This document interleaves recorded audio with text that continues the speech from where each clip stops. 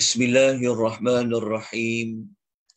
Innal hamdalillah nahmaduhu wa nasta'inuhu wa nastaghfiruh wa na'udzu billahi min shururi anfusina wa min sayyiati a'malina. Man yahdihillahu fala mudilla lahu wa man yudlil fala hadiya lahu.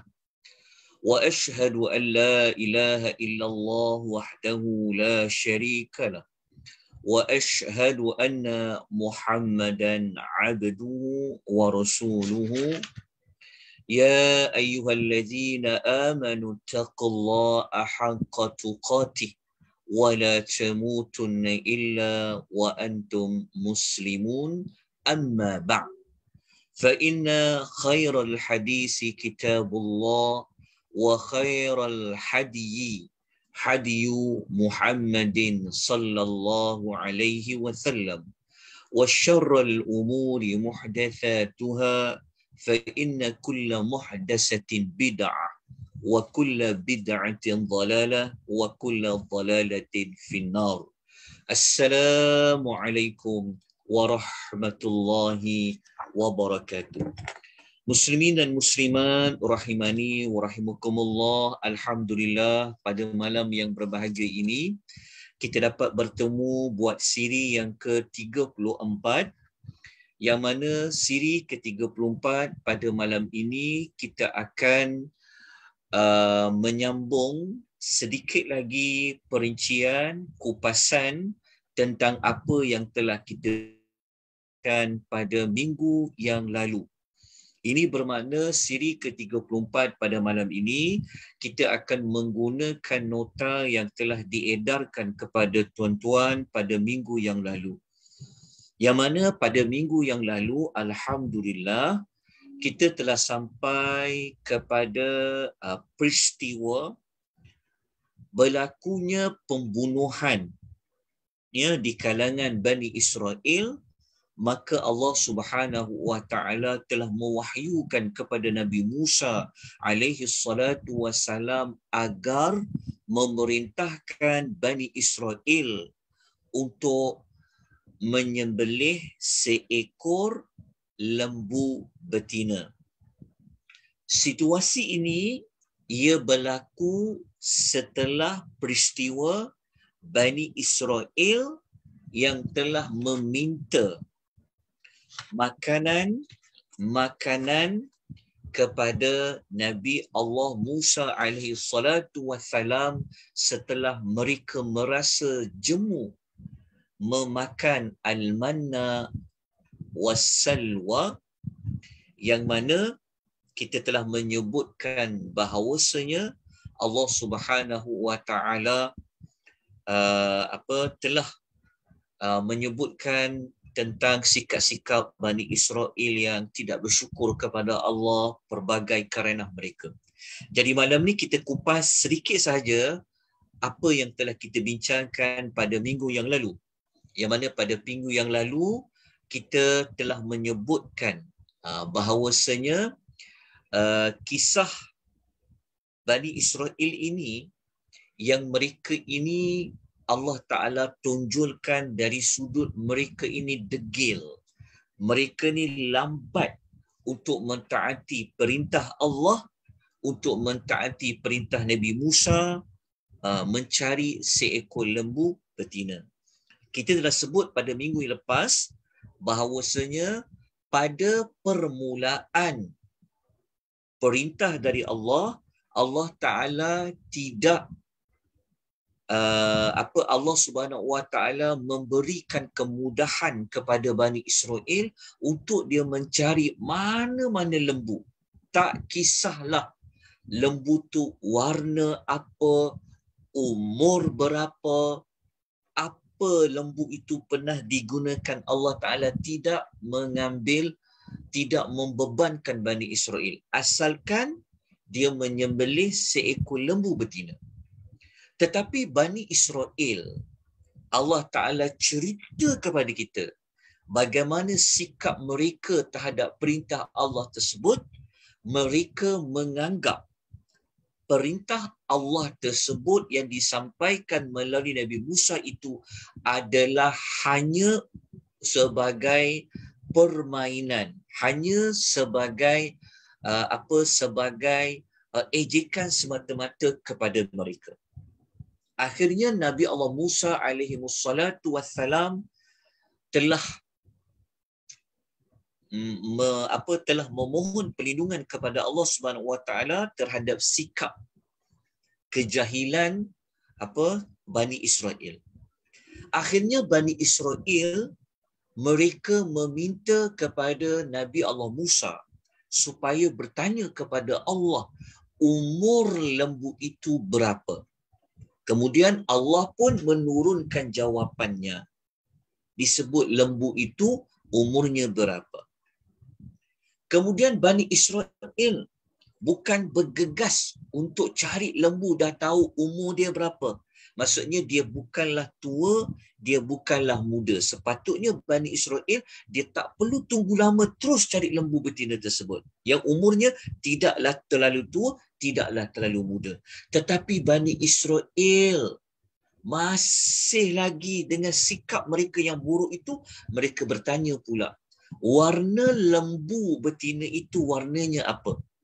Maka Allah Ta'ala telah menurunkan jawapan, lembu itu adalah warnanya kuning yang tidak bercampur dengan warna-warna yang lain. Walaupun dah dapat jawapan, Bani Israel tetap dengan sikap mereka yang berlengah-lengah nak menunaikan perintah Allah tersebut. Mereka minta pula supaya ditanya sekali lagi kepada Allah. Sebab mereka rasa mereka belum jelas lagi. Sedangkan telah Nabi Allah Musa terangkan. Akhirnya Allah Ta'ala memberitahu bahawa lembu itu adalah lembu yang tidak digunakan dalam sebarang aktiviti cucuk tanam. Okey, maknanya ada 3 soalan yang ditanya oleh Bani Israel kepada Nabi Allah Musa alaihi wassalatu wassalam.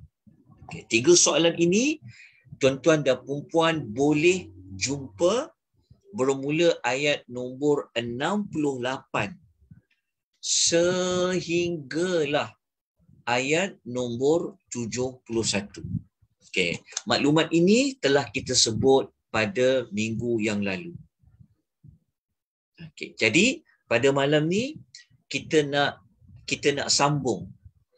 Ceritanya adalah apabila mereka telah mengetahui ketiga-tiga ciri tadi itu, yang last sekali adalah lembu itu pernah digunakan untuk apa? Akhirnya Allah Ta'ala menyebutkan mereka ini, kata Allah, a'udzubillahi minasyaitonirrajim, fadhabahuha wama kadu yaf'alun. Maka mereka pun menyembelih lembu tersebut. Maknanya apa? Maknanya akhirnya mereka jumpa juga lembu tu yang Allah Ta'ala maksudkan. Sebenarnya merekalah yang menyusahkan diri mereka, sedangkan Allah Ta'ala tidak membebankan mereka untuk mencari lembu itu. Tetapi sikap mereka yang degil, keras kepala, tak nak tunaikan perintah Allah dengan segera, bermain-main, menganggap Nabi Musa itu lekeh, Nabi Musa itu kata-katanya tidak boleh dipercayai, akhirnya mereka itu juga yang susah. Namun akhirnya mereka jumpa juga lembu yang dimaksudkan. Akhirnya mereka dapat sembelih lembu tu. Dan Allah Ta'ala kata nyaris mereka tidak dapat menunaikan perintah Allah tersebut. Okay, maka tamatlah pada ayat nombor 71. Masuk kepada ayat 72, Allah Ta'ala menyebutkan tentang kenapa Allah memerintahkan lembu tersebut perlu dicari, perlu disembelih. Diterangkan maklumat itu pada ayat nombor 72. Allah Ta'ala berfirman, wa idh qataltum nafsan fadara'tum fiha. Allah kata, dan ingatlah ketika kamu tu siapa? Bani Israel, membunuh seorang manusia, nafsa, satu jiwa manusia.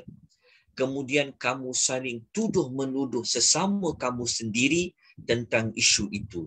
Orang ni tuduh orang ni, orang ni tuduh orang ni tentang peristiwa pembunuhan tersebut. Kemudian Allah Ta'ala mengatakan, Wallahu mukhrijun. Sekejap ya. Allah Ta'ala menyebutkan, Wallahu mukhrijun. Wallahu mukhrijum ma kuntum taktumun. Padahal kata Allah mengatakan padahal Allah menyingkap apa yang kamu sembunyikan. Sebenarnya mereka itu tahu pembunuhnya siapa. Maksudnya pembunuhnya itu ada, tapi mereka saling tuduh-menuduh.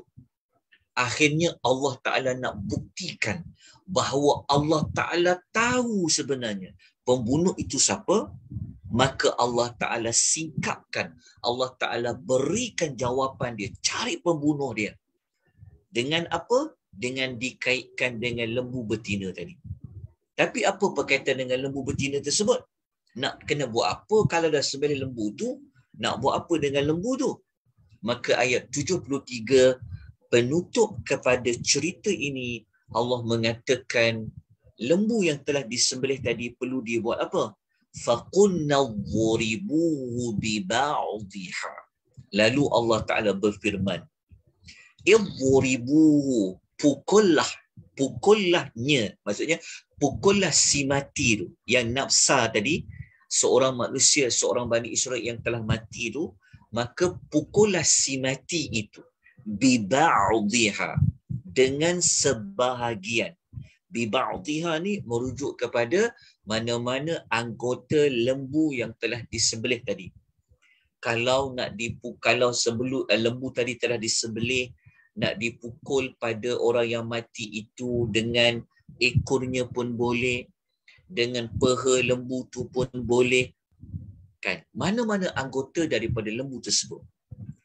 Kemudian apa yang terjadi setelah si mati itu telah dipukul dengan mana-mana anggota lembu yang telah disembelih tadi?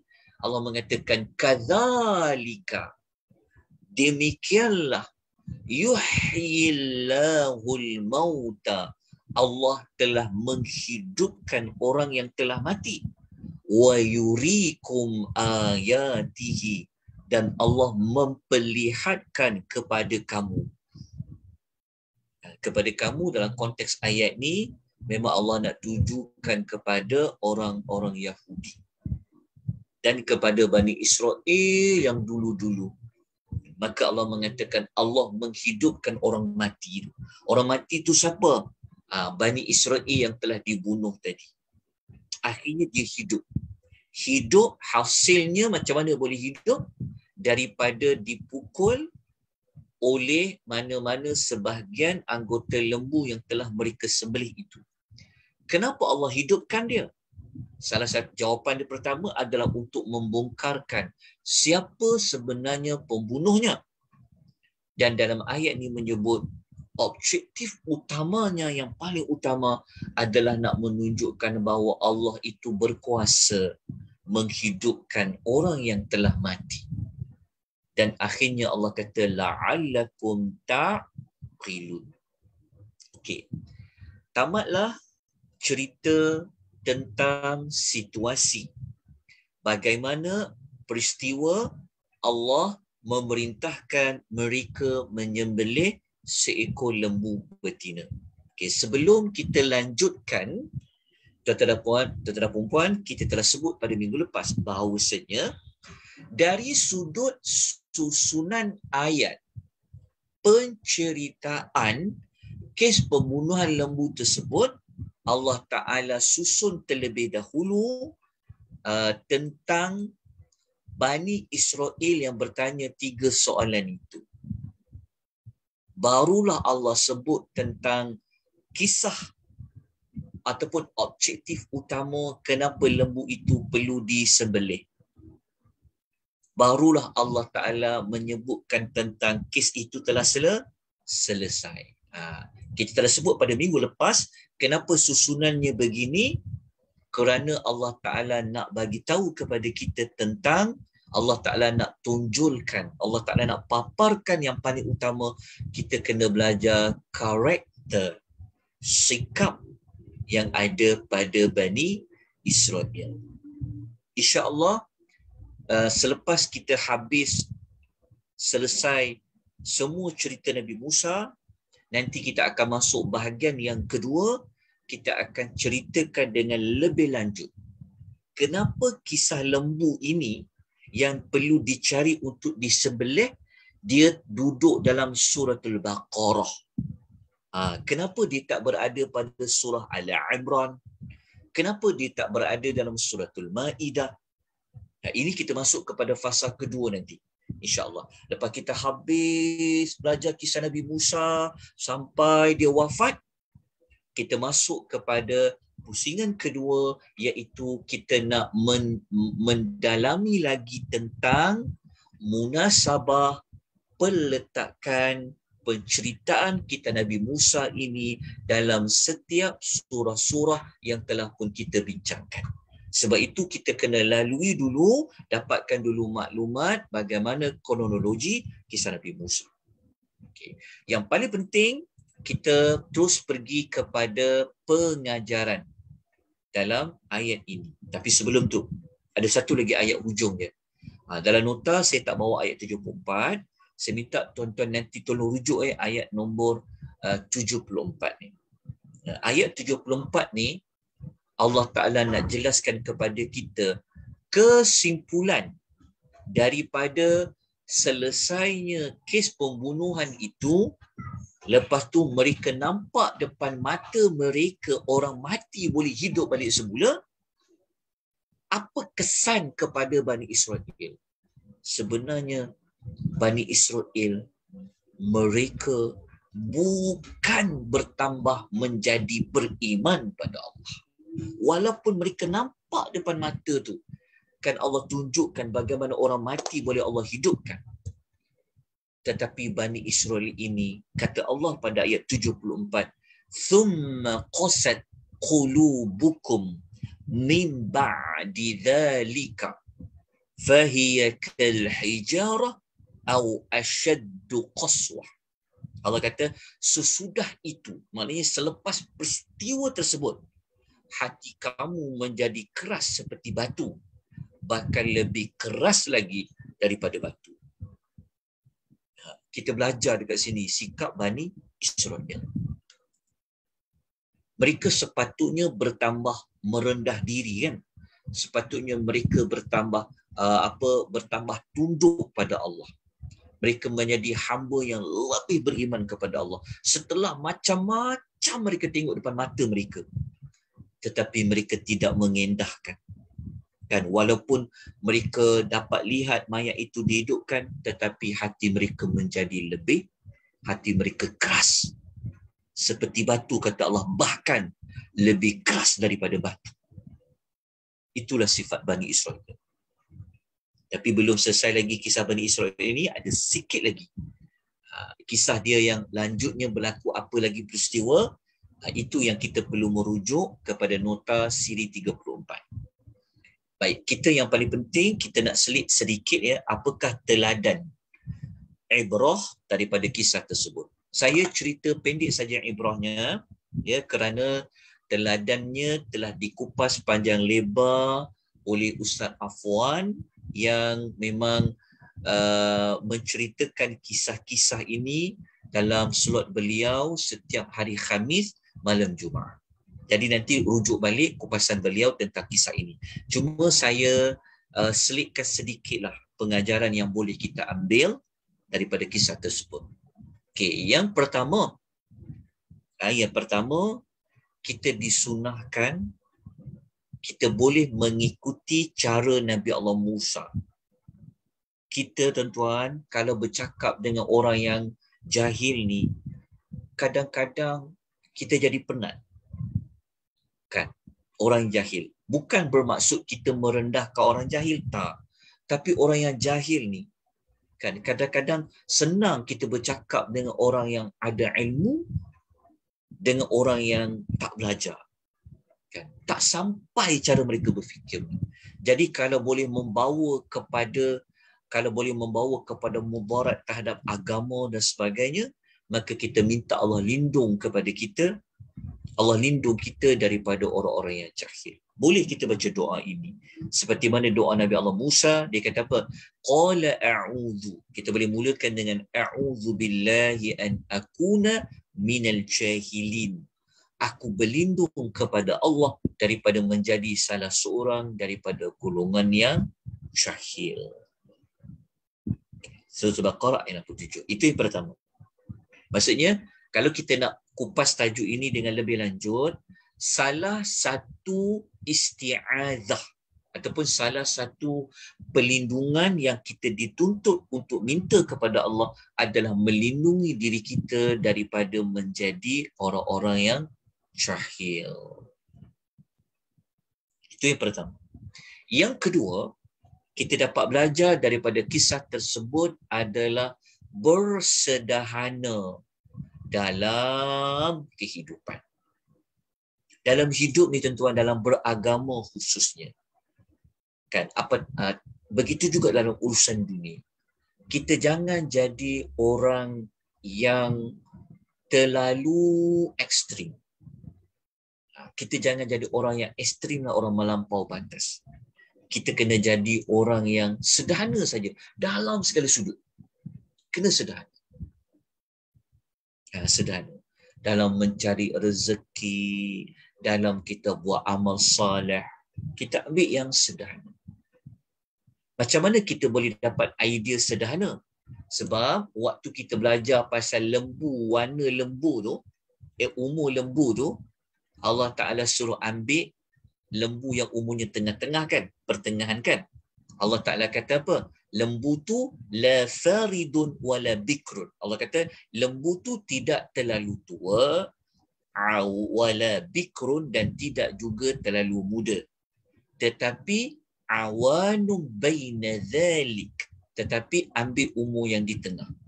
Maksudnya Allah Ta'ala dekat situ ayat ni sebenarnya kalau kita ambil pengajaran dia, sebenarnya Allah Ta'ala nak tekankan di sebalik maklumat ni, Allah Ta'ala nak menyuruh kita mengambil yang tengah.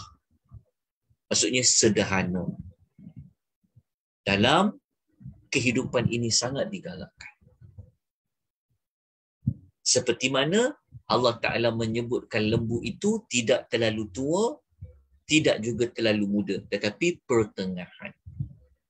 Oleh sebab itulah kita letakkan di sini pengajarannya adalah bersederhanalah dalam kehidupan.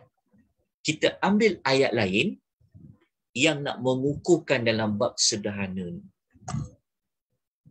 Kalau kita terlalu sangat dalam sesuatu, kita obses. Obses. Kalau kita terlalu sangat sesuatu benda ni, nanti dia akan menyebabkan banyak benda yang terabah. Dia tak boleh. Dia kena sederhana. Dalam apa pun. Dalam berhibur, dalam mencari rezeki, dalam beribadat. Kalau kita tengok ayat lain yang ada konsep sederhana, kita tengok kita tengok dalam suratul Furqan. Allah ajar kepada kita ayat nombor 67 tentang orang yang menafkahkan harta. Kan ni punya semangat nak dapat pahala sedekah ni. Kan sehingga kan dia punya ekstrim dalam bersedekah tu, sehingga kan dia bagi semua harta dia. Kita tengok Allah Ta'ala kata apa?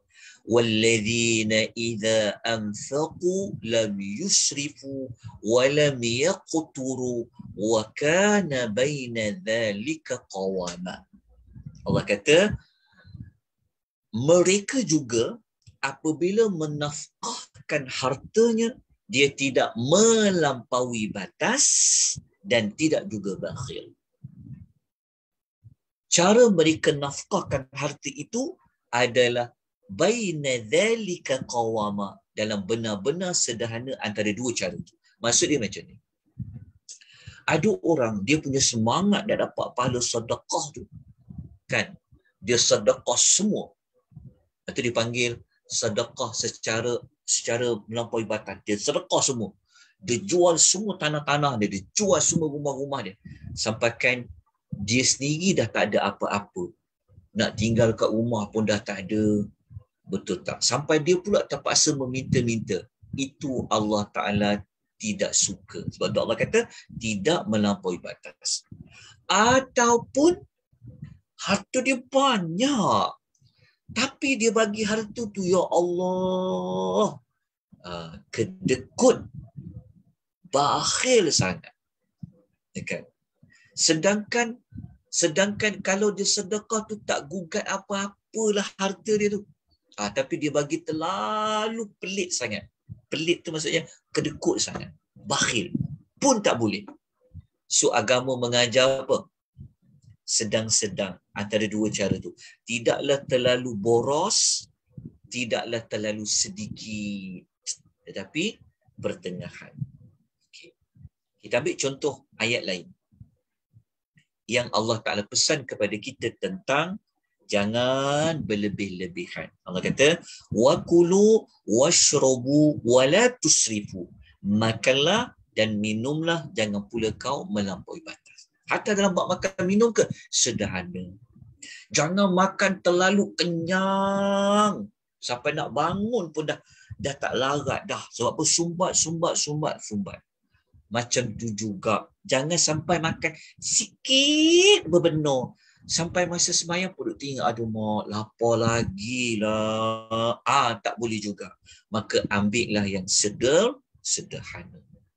Allah tak suka orang yang melampaui batas. So ayat ni mengajar kepada kita apa? Mengajar kita sederhana dalam kehidupan.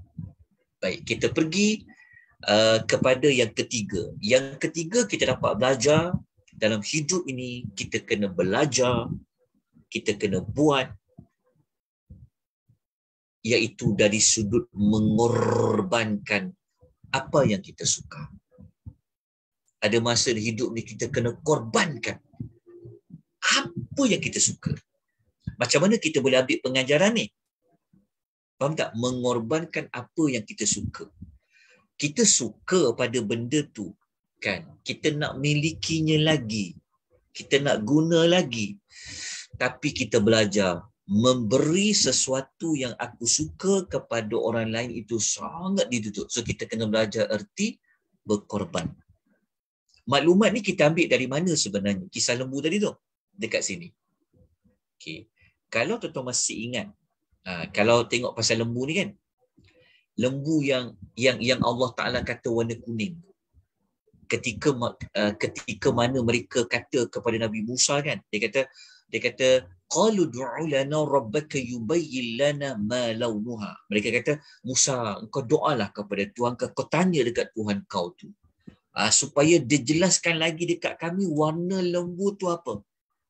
Maka Allah Ta'ala turunkan wahyu kepada Nabi Musa, bagi tahu lembu tu warnanya apa. Tengok warnanya apa. Allah kata lembu itu baqaratun safraun. Lembu itu seekor lembu yang kuning. Faqi'ul launuha.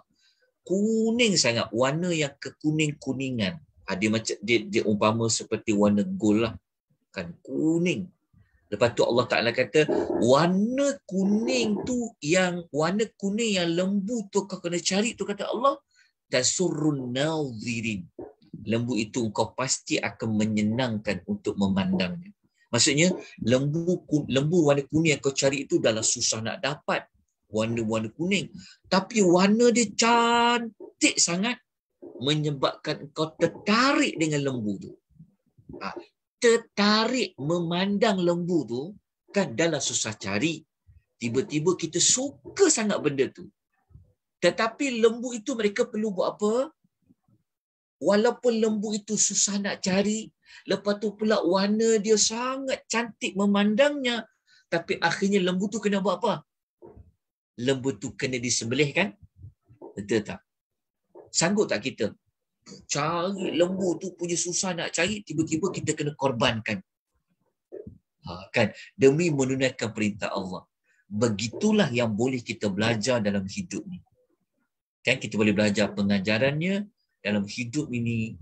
Memang kita kena berkorban. apa yang kita suka.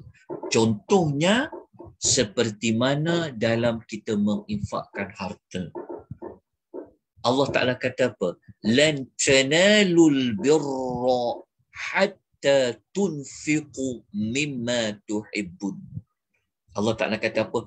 Engkau tak akan dapat hakikat kebajikan yang perfect. Maksudnya Allah kata, kalau kau nak dapat full mark, kalau salahnya Allah beritahu, kalau kau nak dapat orang yang sempurna buat kebaikan ni, kata Allah, engkau belum dapat lagi kesempurnaan buat kebaikan itu sebelum engkau menafkahkan sebahagian daripada apa yang kau sayang.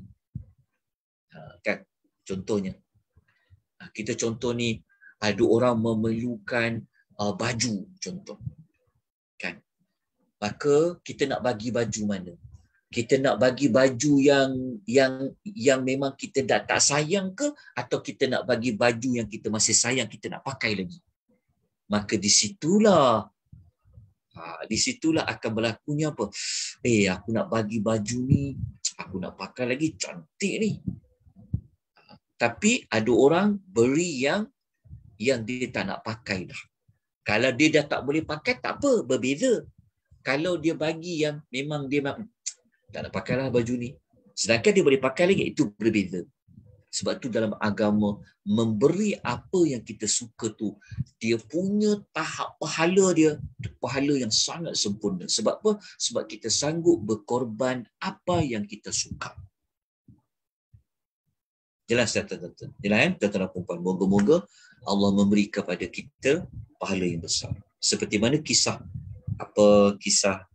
Bani Israel tersebut. Okey, kita tengok pengajaran yang berikutnya yang lain. Pengajaran yang lain dapat kita belajar dalam hidup kita ni, kita kena membenarkan dan mengikuti apa saja dari para rasul. Maksudnya, dalam hidup kita ni, rasul cakap apa je, percayalah. Dalam masa yang sama, rasul suruh buat apa, buat. Betul kata, membenarkan dan ikuti apa saja datang pada rasul.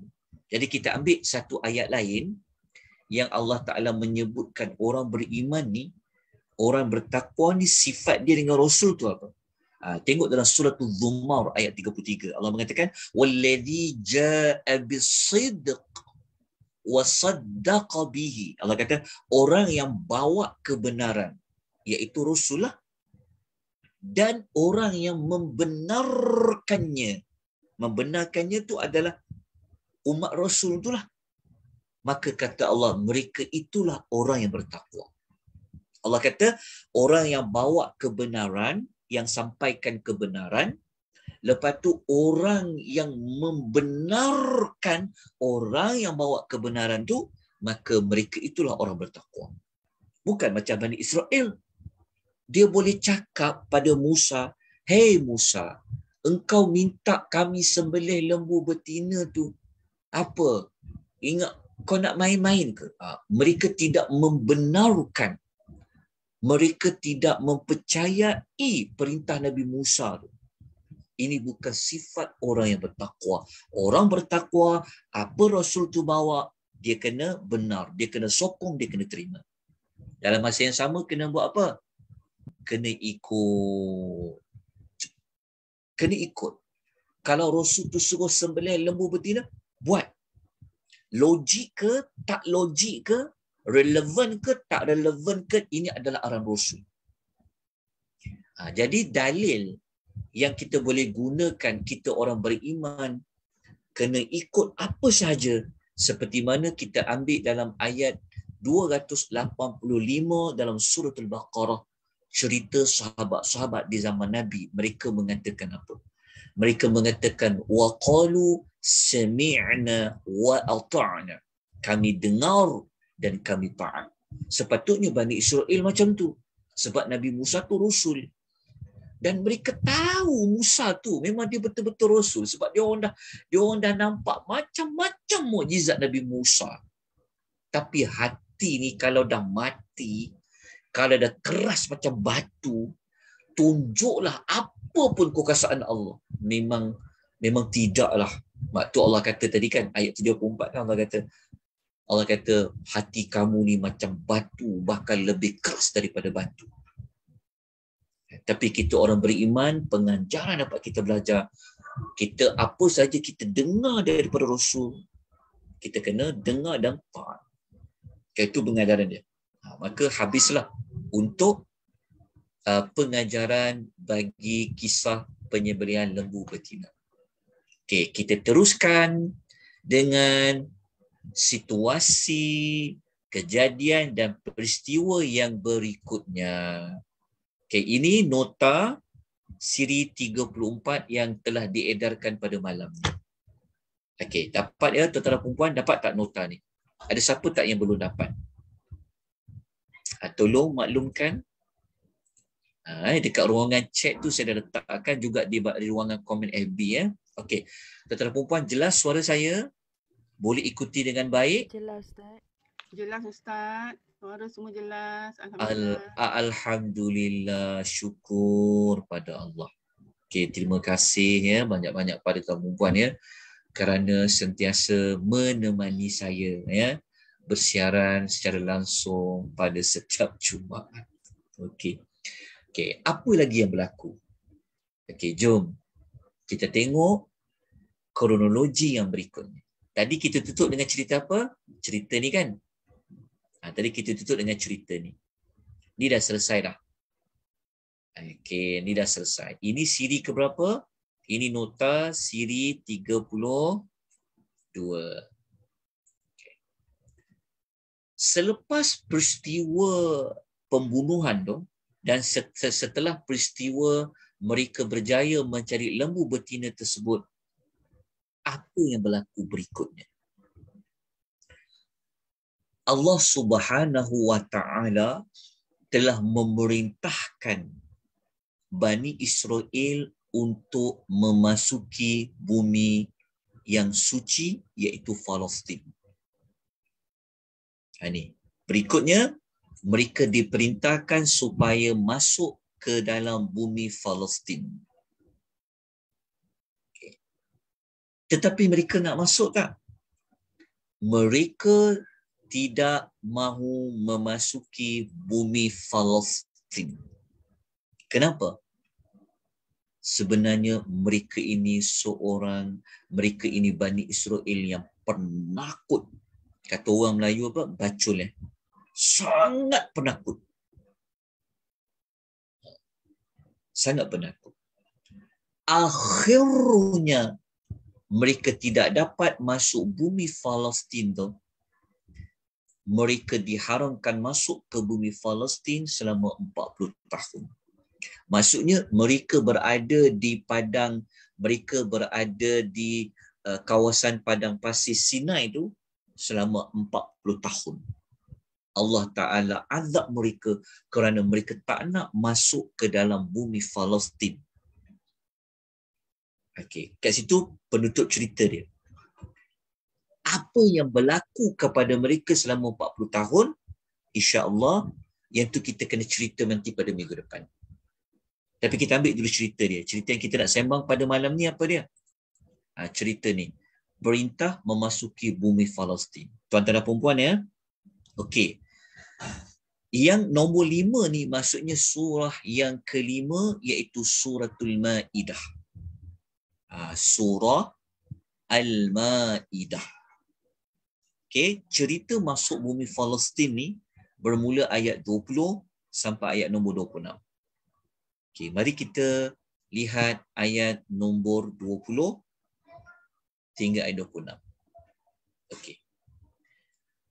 Ayat 20 Suratul Maidah, ayat ni boleh ditemui dalam Quran muka surat 111. Allah Ta'ala cerita kepada kita tentang motivasi Nabi Allah Musa ni. Dia cara sebelum dia nak suruh Bani Israel itu masuk ke bumi Palestin kan, kita tengok. Ini teknik kita boleh belajar. Ya, kalau maksudnya kalau kita nak minta buat sesuatu benda yang berat, Kan? Kita jangan terus cepat-cepat suruh buat. Kita pujuk dulu. Bagi semangat dulu. Kan? Sebab benda ni berat. Berat kenapa? Sebab ini jihad ni, jihad. Sebab mereka masuk Palestin tu, maksudnya mereka kena berjihad, mereka kena berperang masuk Palestin tu. Oh, ni dah memang tahap kemuncak Bani Israel lah. Kan? Maka Nabi Allah Musa, dia tak cepat-cepat suruh masuk Palestin tu.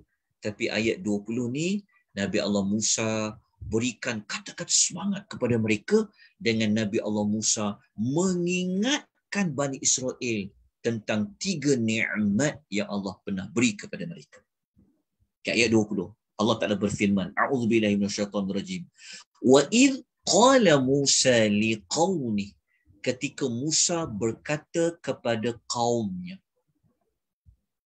Dia kata apa? Ya qaumi, wahai kaumku. Tuan-tuan, perhatikan baik-baik kat sini.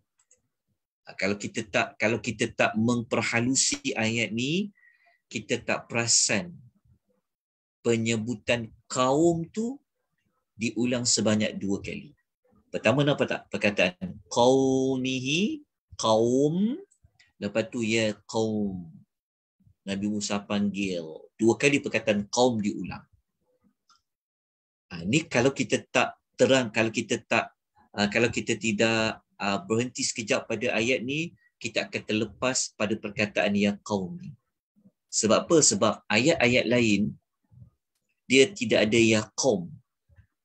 Kenapa tak diulang perkataan ayat seruan, wahai kaumku? Kan? Penting sangat perkataan wahai kaumku. Okey, saya tunjuk contoh pada tuan-puan ya. Okey, kalau kita patah baliklah, kita patah semula dekat ayat sebelah lembu betina tu kan. Kita tengok ayat tu. Contoh tengok perbezaan. Kita tengok ini ayat 67 Okey, sama tak macam ayat 20 tadi suratul Maidah. Tengok Allah kata wa idh qala Musa liqaumi. Sama tak? Tetapi tidak ada perkataan ya qaum innallaha ya'murukum. Tak ada penyebutan wahai kaumku. Berbeza dengan suratul Maidah. Kenapa Nabi Allah Musa, sebelum Nabi Allah Musa ni Allah ulang perkataan dia ada perkataan seruan, dia panggil wahai kaumku. Kenapa tuan-tuan? Kenapa ada ulang 2 kali? Ini dia panggil teknik nak bagi mereka ni macam Nabi Musa ni sebab dia nak perintah jihad ni lepas ni. Jadi cara dia mula-mula sebelum jihad tu dia macam dia bagi motivasi dulu kan. Dia sampaikan kata-kata semangat. Okey. Jadi kata apa? Ya qaum, dia kata wahai kaumku. Okey. Uzkuru ni'matallahi 'alaikum. Dia kata ingatlah, kenanglah nikmat Allah yang diberikan kepada kamu. Okey. Kenapa Nabi Allah Musa dia nak ingatkan kepada kaum dia tentang nikmat Allah? Ini persoalan dia. Tuan-tuan, dah banyak situasi Bani Israel ini telah menunjukkan sifat yang sangat apa? Yang sangat buruk, kan? Mereka mudah lupa diri. Mereka mudah terlupa nikmat Allah. Oleh sebab itulah Nabi Musa mengingatkan mereka lagi tentang nikmat yang telah Allah beri kepada mereka. Supaya apa? Supaya apabila mereka orang yang bersyukur, kenang nikmat Allah tu, tentu mereka akan ikut apa perintah selepas daripada ini. Okey, nikmat tu ada 3. Yang pertama, Nabi Allah Musa menyebut tentang إِذْ جَعَلَ فِيكُمْ أَنْبِيَاءَ. Tulis nikmat pertama adalah ketika Allah melantik dalam kalangan kamu beberapa nabi. Itu nikmat pertama. Bani Israel sangat bertuah kerana mereka dalam kumpulan Bani Israel itu ada nabi-nabi. Mereka tahulah kan, pernah dilantik Nabi Yaqub ada, Nabi Yusuf pernah, Lepas tu Nabi Musa dengan Harun, sekali Allah lantik 2 Nabi lagi. Kan, bagi Bani Israel. Itu nikmat pertama. Nikmat dapat Nabi. Satu nikmat besar Allah bagi pada Bani Israel. Yang kedua, kata Nabi Musa, waja'alakum waja'alakum muluka. Ini nombor 2. Dan Allah telah menjadikan kamu merdeka. Muluka ni adalah mereka bebas untuk hidup. Sebelum ni mereka apa? Mereka tertindaskan, mereka menjadi hamba kepada Firaun. Jadi nikmat kedua, Nabi Musa kata kamu telah merdeka. Maksudnya kamu boleh urus sendiri. Kan? Kamu boleh uruskan hidup kamu ni dengan tidak ada lagi terikat dengan siapa-siapa. Kamu bebas, merdeka. Yang ketiga nikmatnya adalah wa atakum ma lam yu'ti ahadam minal alamin. Nombor 3, serta tu maksudnya dan lah. Nikmat ketiga adalah Allah memberikan kepada kamu sesuatu yang tak pernah diberikan kepada seseorang pun daripada umat-umat yang lain. Tuan-tuan, tolong take note ya. Umat-umat yang lain tu maksudnya pada zaman itu. Pada zaman itu. Bukan ayat ni kita fahami bahawa Bani Israel ini dia dapat sesuatu yang istimewa berbanding dengan umat-umat yang lain. Tu bukan bermaksud semua umat tak. Tetapi umat yang lain tu maksudnya umat pada zaman mereka. Kalau umat-umat lain, seolah-olah ayat ni mengatakan Bani Israel lebih special daripada umat Muhammad. Betul tak? Sebab umat-umat lain tu maksud umat Muhammad. Sebab Nabi sallallahu alaihi wasallam. Tak. Bukan maksud umat lain tu adalah umat lain secara keseluruhan. Tapi maksudnya adalah umat pada zaman itu. Okey, ada 3. Ada 3 nikmat. Okey. Nikmat ni sangat besar. Kemudian barulah Nabi Allah Musa memerintahkan mereka masuk ke dalam bumi itu. Nabi Musa kata apa? Ya qaum. Dia kata, wahai kaumku. Sekali lagi Nabi Musa mengulang perkataan ya qaum. Nak menunjukkan bahawa Musa ni dekat dengan diorang. Musa ni sayang dengan diorang. Dia kata, wahai kaumku. Dia kata, udkhulul ardal muqaddasata allati kataballahu lakum. Dia kata, wahai kaumku, masuklah kalian semua ke tanah suci.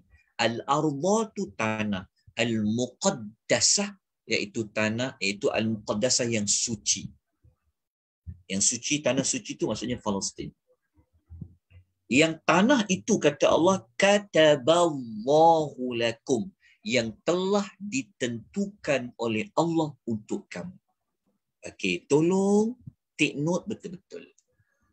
Okey, perkataan ni. Perkataan kataballahu lakum. Yang telah ditentukan oleh Allah untuk kamu. Dekat sini. Kalau kita faham ayat ni, kalau kita tak perincikan, orang-orang Zionis sekarang ni, mereka boleh guna ayat ni lah untuk mereka mengatakan mereka layak berada di bumi Palestin. Sebab apa? Sebab ayat ni Allah Ta'ala sebut dulu lagi. Kan Allah kata, sebab Nabi Musa, maknanya mereka boleh guna hujah ayat ni mengatakan mereka layak dan patut berada di bumi Palestin. Sebab mereka boleh guna ayat ni, kalau kita baca ayat ni macam, bumi Palestin ni memang Allah Ta'ala telah tentukan ya, untuk mereka masuk sejak zaman Nabi Musa lagi. Tetapi perlu ditambah, yang telah ditentukan oleh Allah ni sebenarnya dia terikat dengan keimanan. Terikat situ. Dia yang telah ditentukan oleh Allah jika mereka beriman. Itu perkataan. Maksudnya, jika mereka menjadi orang yang beriman, memang mereka ini layak untuk berada di bumi Palestin. Allah bagi peluang mereka masuk ke dalam bumi Palestin.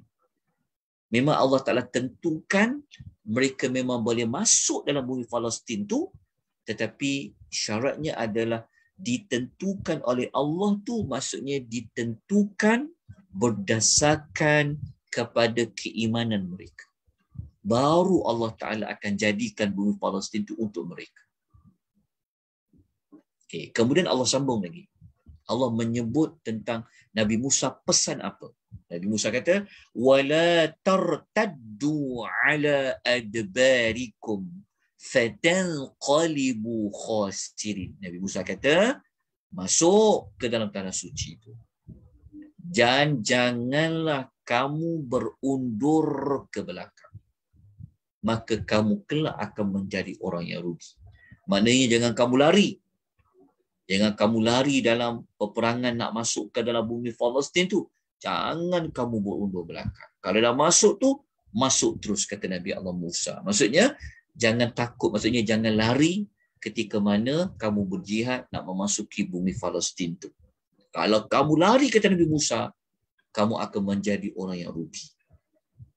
Tuan-tuan, ini tahap yang, ni memang tahap ujian iman yang paling tinggi Bani Israel. Sebab apa? Sebab mereka ni terlibat dengan jihad.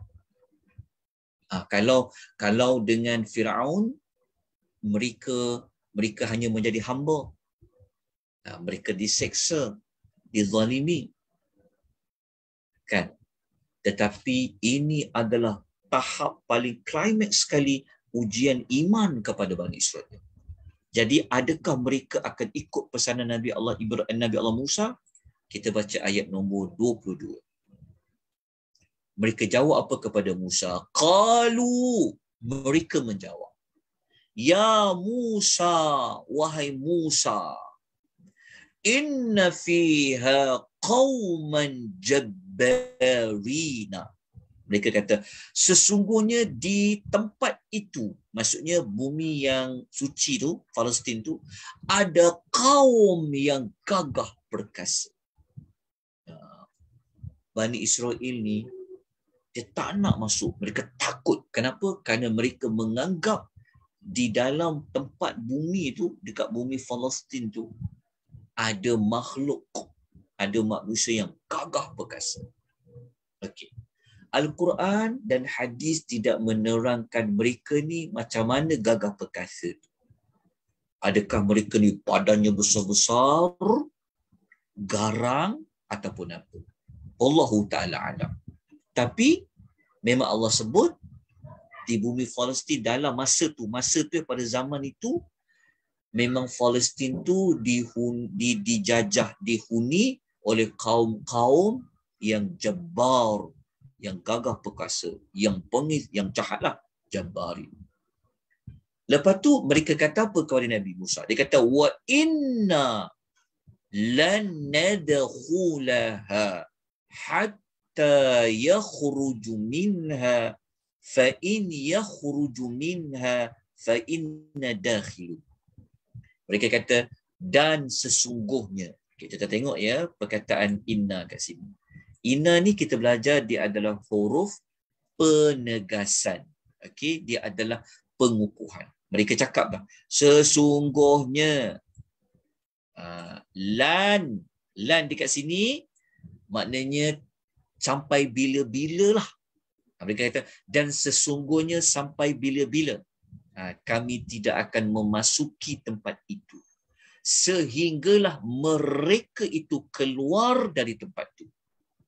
Jika mereka keluar, baru kami akan masuk. Kita faham tak ayat ni?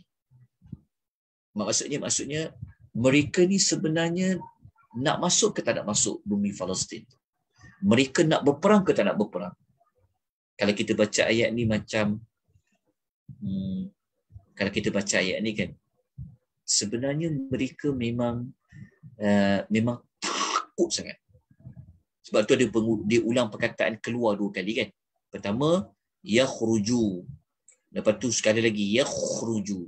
Kami kata kalau mereka keluar, jika mereka keluar.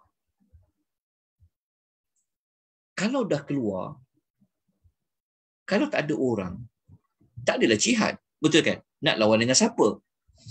Kan? Mereka kata, kami takkan masuk sampai bila-bila selagi orang itu tak keluar. Kalau mereka dah keluar, baru kami nak masuk. Maknanya apa? Kan kita belajar. Ya Allah, penakut sangat Bani Israel. Sedangkan Allah yang sedangkan itu adalah perintah Allah. Disampaikan melalui Nabi Musa. Okey, kita tengok lagi apa jawab Nabi Musa. Okey, ayat 23 pula. Dalam ramai-ramai Bani Israel tu ada dua orang. Dua orang ni.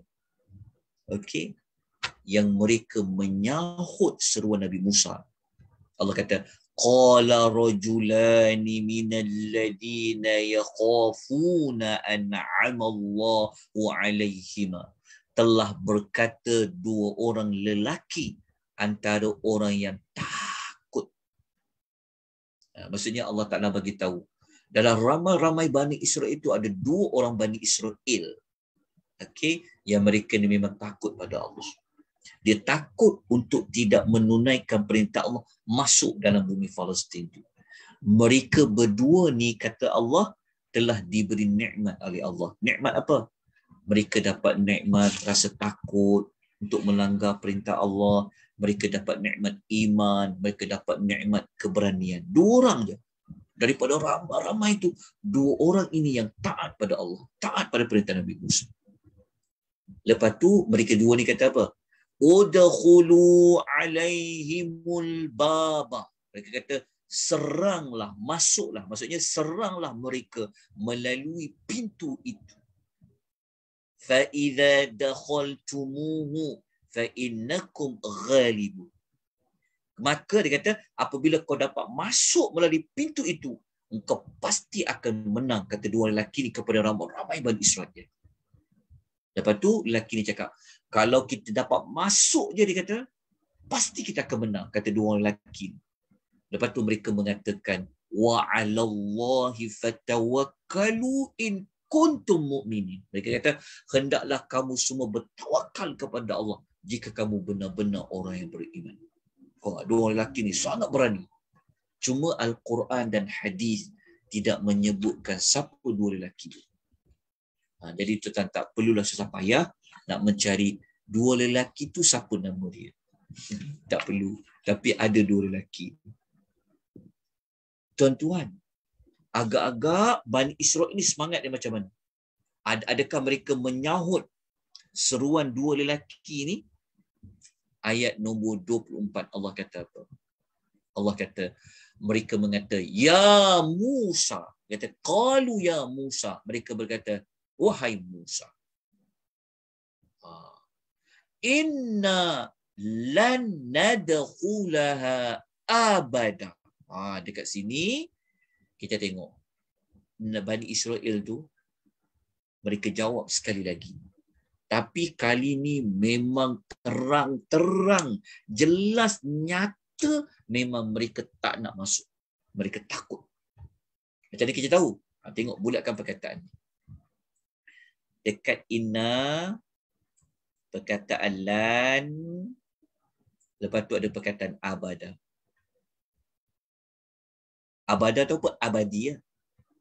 Dia kata, wahai Musa, sesungguhnya kami. Apa kata sesungguhnya ini? Penguat ya. Penguat yang pertama. Tidak akan ni sepatutnya kena tambah tidak akan selama-lamanya. Maksudnya mereka selama-lamanya tidak akan. Sebab ada perkataan lan. Lan adalah kata penafian yang bersifat at-ta'bid, yang bersifat selama-lamanya. Cuma dalam terjemahan kita dia tidak ada sepatutnya selama-lamanya tidak akan. Lan. Nadkhulaha, memasuki tempat itu, abada, selama-lamanya. Ada tiga abada tu abadilah. Maksudnya sampai bila-bila lah. Jadi ada 3 penguat dekat sini. Tidak akan, maksudnya penguat yang kedua. Maksudnya ada 3 penguat yang menunjukkan bahawa mereka ni sampai bila-bila lah takkan masuklah bumi Palestin tu. Seolah-olah masalah apa? Sampai bila-bila mereka akan tak nak dengar perintah Allah dan perintah Nabi Musa. Lepas tu mereka cakap apa tu? Mereka kata, madamu fiha, selagi mana kaum itu masih ada dekat dalam tu. Penakut kan mereka? Sangat penakut. Lepas tu Allah mengatakan, lepas tu mereka kata apa? Fadhahaba anta wa rabbuka. Hajar betul Bani Israel ni. Kalau kita ada waktu tu mungkin kita memang geram lah kan. Tahu dia cakap apa? Dia kata, engkau je lah Musa, pergilah dengan Tuhan kau. Maksudnya mereka kata, kalau kau nak pergi sangat Musa, engkau je lah pergi masuk. Engkau dengan Tuhan kau, pergilah masuk ke situ. Faqatila, engkau dengan Tuhan kau, pergilah berdua. Perangilah orang dalam tu. Ya Allah. Kita tengokkan perangan Bani Israel. Dia ada dekat sini nanti, dia ada berkaitan. Nanti kita akan cerita kemudian tentang peletakan cerita-cerita dalam surah-surah. Nanti kita akan kaitkan pusingan kedua, nanti kita akan kaitkan dengan Nabi SAW. Kenapa situasi ini, kan surah Maidah kan? Kenapa cerita masuk Palestin dekat surah Maidah? Kenapa tak letak dekat Baqarah pula? Kenapa kisah lembu tu dekat Baqarah? Kenapa tak letak dekat Maidah? Ini kita akan bincangkan nanti pada fasa kedua. Okay, kita dapatkan maklumat. Kalau tuan-tuan jadi Nabi Musa, tuan akan buat apa tuan-tuan? Kalau tuan-tuan dan puan lah, rasa macam kita ni, memang bila sabarlah kan. Okay. Lepas tu, dia buat apa? Dia bercakap apa? Dia kata kalau kau, maknanya engkau lah Musa pergi masuk, kau dengan pergilah masuk dulu dalam tu. Inna hauna qaidun. Kami akan tunggu dekat sini je. Mereka kata, kami akan tunggu je kat sini. Kat sini tu maksudnya mereka berada di padang pasir Sinai itulah. Maknanya mereka tak nak masuk Palestin. Kita tengok apa jawapan Nabi Musa. Nabi Musa buat apa? Ayat nombor 25. Nabi Musa dah sampai tahap yang paling klimaks sekali. Kan? Maka Nabi Musa, dia berlepas diri. Dia tak nak dah bersama dengan Bani Israel yang tadi tu. Dia kata apa? Allah kata, qala rabbi inni la amliku illa nafsi wa akhi fafruq bainana wa bainal qaumil fasiqin. Nabi Musa, dia merayu kepada Allah. Dia mengadu kepada Allah dengan dia berkata, wahai Rabbku, dia kata, sesungguhnya aku tak dapat menguasai selain daripada diriku sendiri dan saudaraku Harun. Maka pisahkanlah antara kami dengan kaum yang fasik. Nabi Musa, tahap paling klimaks sekali. Nabi Musa mengatakan, ya Allah, tinggalkanlah aku dengan Harun ini berpisah dengan Bani Israel itu. Di last kali. Kita faham kan? Sebab Nabi Musa ni dah lama sangat dengan Bani Israel. Kita tahu kan daripada satu situasi kepada satu situasi. Akhirnya Nabi Musa minta kepada Allah supaya pisahkanlah mereka berdua ni dengan Bani Israel. Tapi Bani Israel itu Bani Israel yang ingkar tu lah. Kebanyakan ramai Bani Israel itu memang mereka ingkar perintah Rasul tadi yang nak masuk ke tempat tadi. Tapi kalau dua orang lelaki tu tak termasuklah. Mereka tetap bersama dengan Nabi Musa dan Nabi Harun. Dekat sini kan menunjukkan kepada kita sampai ke saat itu Nabi Harun sentiasa bersama dengan Nabi Musa.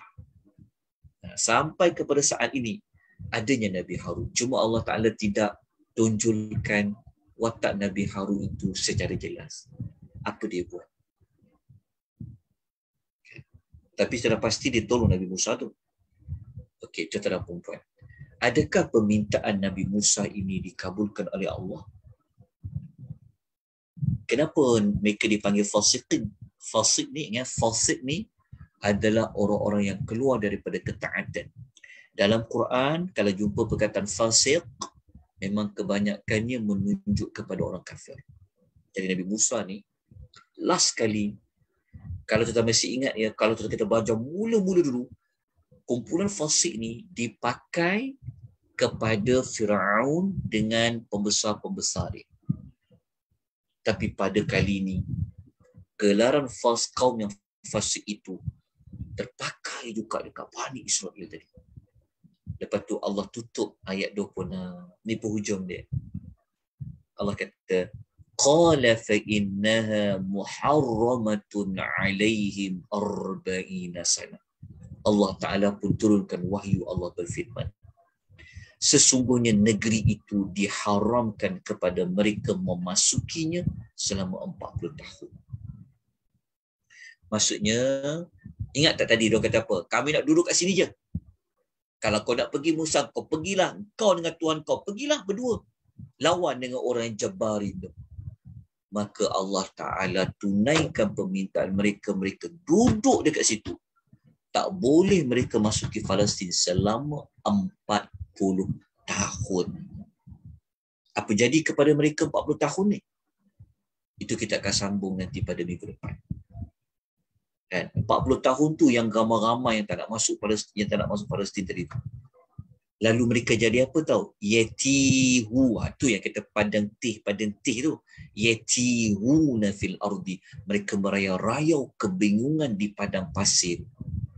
Maksudnya pertobaikan dalam tempoh 40 tahun mereka sesat berada di tempat itu selama 40 tahun. Kemudian Allah Ta'ala pesan kepada Nabi Musa, fala ta'sa. Ta'sa ni macam fala tahzan lah. Fala ta'sa 'anil qaumil fasiqin. Allah kata, maka janganlah engkau berduka cita terhadap kaum yang fasik. Okey. Kali ni Allah Ta'ala sendiri yang menyebut mereka orang yang fasik. Berapa kali Bani Israel diulang fasiqin? 2 kan? Ayat 25 kita jumpa perkataan qaumil fasiqin yang dikaitkan dengan ucapan Nabi Musa. Ayat 26 dikaitkan dengan ucapan dari Allah Subhanahu wa Ta'ala. Mereka adalah kaum yang fasik. Maknanya tuan-tuan, Bani Israel ni sama je perangai macam Firaun dengan kaum dia. Mereka adalah kaum yang fasik. Kalau Firaun tu mereka golongan yang al-mufsidin jugalah. Dan fasik. Fasik ni apa? Fasik adalah keluar daripada ketaatan. Tuan-tuan, fasik ni ini adalah sifat yang ada pada iblis. Kalau tuan-tuan ikuti tadabbur surah Al-Kahfi pada pagi tadi, kita memang sedang bincang ayat yang ke-50 surah Al-Kahfi yang Allah Ta'ala kata iblis apabila dia tak nak sujud kepada Adam, Allah kata apa? فَفَثَقَ عَنْ أَمْرِ رَبِّهِ. Allah kata, maka iblis itu telah fasik daripada perintah Tuhannya. Maknanya apa? Dia telah derhaka, keluar daripada ketaatan terhadap perintah Tuhan. Rupa-rupanya Bani Israel itu juga digelar oleh Allah kaum yang fasik. Tapi bukan semua Bani Israel, ingat ya, kebanyakan yang ada di zaman Nabi Musa itu mereka kaum yang fasik. Okay. Adakah itu penamat kisah Bani Israel? Kita akan sambung insya-Allah pada minggu hadapan, apa yang berlaku kepada mereka selama 40 tahun. Tersesat dekat padang tih. Apa lagi yang berlaku? InsyaAllah. Nanti kita akan sambung pada minggu hadapan. Sebenarnya kita dah nak masuk penghujung juga ni sebenarnya Bani Israel, tuan-puan ya. Sebenarnya kita dah nak masuk penghujung kepada kisah Bani Israel. Inilah penutupan kepada kronologi kisah Bani Israel sebenarnya. Kita buat awal-awal lah, tak tunggu minggu depan pun tak apa. 40 tahun ni, kisah mereka kisah 40 tahun ni sebenarnya adalah penutup kisah Nabi Musa dengan Bani Israel. Kenapa kita kata penutup? Ingat tak doa dia tadi apa? Dia kata, fafruq bainana wa bainal qaumil fasiqin. Nabi Musa kata apa? pisahkanlah antara kami berdua dengan kaum yang fasik. Sedangkan kita belajar ada banyak siri kan, Nabi Musa dengan Fir'aun, Nabi Musa dengan Bani Israel, Nabi Musa dengan Bani Israel. Akhirnya sampai kepada tahap ujian jihad tadi tu. Akhirnya berpisahlah Nabi Allah Musa dengan Bani Israel. Akhirnya mereka tersesat selama 40 tahun. InsyaAllah minggu depan kita akan bincangkan kronologi yang berikutnya. Apa yang berlaku insyaAllah. Ada apa-apa soalan tuan-tuan nak tanya? Tuan-tuan jelas tak penerangan yang saya sampaikan? Ada apa-apa yang nak dikongsikan? Amat dialu-alukan. Assalamualaikum Ustaz. Waalaikumsalam warahmatullahi wabarakatuh. Ya. Yang 2 orang tu Ustaz. Apa tu maksudnya? Jadi kan ada 2 orang yang taat juga kan. Dia kata boleh cuba masuk dalam negeri Palestin tu kan. Jadi apa jadi dengan 2 orang yang kira taat kepada Allah tu? Okey, kalau kita baca pada ayat tu, sudah pastilah dia bersama dengan Nabi Musa dan Nabi Harun. Dan akhirnya mereka, kalau kita baca pada ayat tu kan, itu perintah dari Allah untuk masuk. Okey, walaupun tidak ada ayat yang menyebut mereka dah masuk, tetapi kalau kita faham, akhirnya mereka dapat masuk Palestin tu lah. Tapi tak tahu 2 orang tu namanya siapa, mereka ni siapa, wallahu ta'ala alam. Nanti kelas akan datang kita ada satu sesi kita nak buat pengulangan sedikit watak-watak penting dalam kisah Nabi Musa. Sama. Kalau tuan masih ingat kan, ada beberapa watak yang Allah Ta'ala tidak jelaskan biografi dia. Contohnya macam ada seorang lelaki yang bagi tahu Nabi Musa bahawa raja nak bunuh dia tu. Tak tahu siapa lelaki tu. Lepas tu dalam keluarga Firaun tu ada seorang lelaki yang beriman pun tak diterang dia tu siapa. Banyak watak-watak penting dalam kisah Nabi Musa. Itu saja puan yang dapat saya jawab. Wallahu ta'ala a'lam. Yang lain tu saya memang tidak ada ilmu. Sebab memang surah Maidah ni adalah surah yang terakhir yang ada kaitan dengan kisah Bani Israel. Dan Nabi Musa dengan Bani Israel. Okey, nanti kita akan lanjutkan pada minggu hadapan apa lagi yang kita nak bincangkan situasi yang berikutnya. Okey, ada apa-apa tuan-tuan dan puan nak tambah lagi? Ada apa-apa nak bertanya? Ada? Nanti kita bincangnya pada minggu depan ya. Kita akan mulakan dengan tajuk ni lah. Dia punya sambungan kronologi ni kita akan mula dekat sini. Kita akan mulakan mereka berada selama 40 tahun. Ni dia punya kronologi awal. Lepas tu apa lagi berlaku. Jadi insya-Allah kita akan mulakan nanti pada minggu hadapan. Baik tuan-tuan dan puan, terima kasih sebanyak-banyaknya atas sokongan, atas perhatian tuan-tuan dan puan, memeriahkan, mengimarahkan majlis ilmu kita pada malam ni walaupun dalam keadaan cuti, banyak perkara nak kena buat dan sebagainya. Okey, jadi sebelum kita berpisah, kita tangguhkan majlis ilmu kita, saya nak ingatkan kepada diri saya dan tuan-tuan puan ya. Jadi kita ambil kesempatan ni, kita sampaikanlah ilmu ni kepada ajakkan kawan lain untuk belajar, ikuti kuliah percuma yang dianjurkan oleh Akademi Tadabbur Malaysia. Kemudian tuan-tuan perempuan,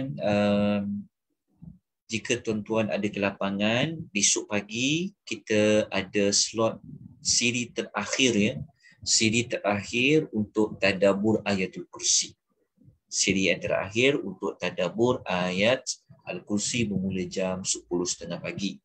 Dan juga tuan-tuan perempuan, patuhi SOP ya, patuhi SOP yang telah ditetapkan ya. Kita jangan leka, kita jangan lalai dan mengabaikan mana-mana arahan daripada pihak berwajib. Sebab kita tahu hari ini kes naik secara mendadak. Ya, semoga Allah Ta'ala dapat mengangkat musibah yang berlaku, ya Allah Ta'ala timpakan, khususnya pada negara kita. Semoga Allah memberikan kita, siasa merahmati kita, siasa lindung kita, siasa beri rahmat kepada kita dan jauhkan kita daripada segala mara bahaya, malapetaka, apa saja wabak dan penyakit-penyakit yang boleh memudaratkan diri kita. Kita sudahi pengisian kita pada malam ini dengan kafaratul majlis. Subhanakallahumma wa bihamdika asyhadu an la ilaha illa anta astaghfiruka wa atubu ilaik. Wal 'asri innal insana lafi khusr ila alladhina amanu wa 'amilus salihat wa tawasaw bil haqq wa tawasaw bis sabr. Jumpa lagi insya-Allah tuan-tuan. Selamat malam.